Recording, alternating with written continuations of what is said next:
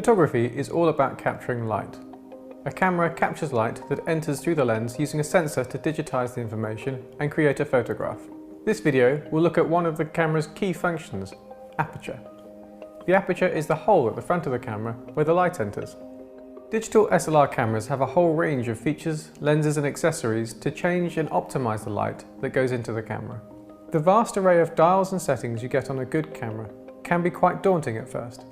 In fact, most people start on the green square setting that gives almost full automatic function to the camera. However, to get the best out of a camera and be truly creative, it's best to take some time and understand how to use some of the manual functions. To make experimenting with aperture easier, Aperture Priority Mode will give you the creative freedom with aperture whilst the camera helps you automatically with the other settings, such as shutter speed and ISO. Simply turn the dial to the AV. The size of the aperture can be changed in small increments, changing the amount of light that is captured by the camera. As you would expect, the bigger the aperture or camera hole, the more light the camera takes in. And conversely, the smaller the aperture, the less light it takes in. To select the aperture, press this button here. You can then adjust it using the dial while the button is held in. The size of the aperture opening is measured in f-stops. It may seem confusing at first, but remember that the smaller the number, the larger the aperture size. For example, f2.8 will allow more light into the camera than f16. So let's take a look at the aperture scale. In normal daylight, you will probably want to start with around f8. If the photo looks too dark, simply open the aperture up a bit, say f4, until you have the right balance. If it's too light, close the aperture slightly, around f11. As all lighting conditions are different, it's best to play around and see what works for your location and subject. There is another really interesting effect of changing the aperture size. You can vary how blurred the background of your photo is.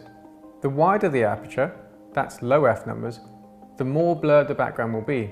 This means when you're photographing something, it'll give the image that extra punch as the background becomes less distracting.